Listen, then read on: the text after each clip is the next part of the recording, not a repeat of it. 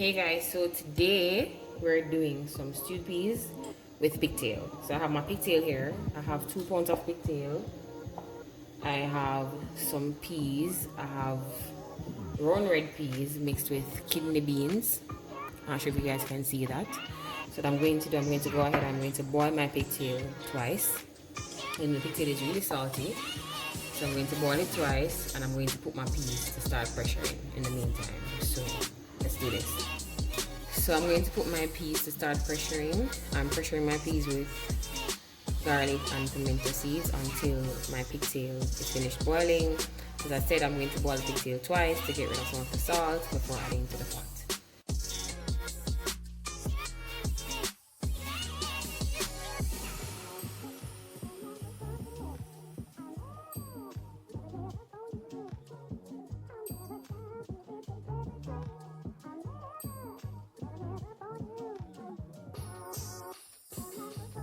So I'm going to add some more water to this and then have it pressure again.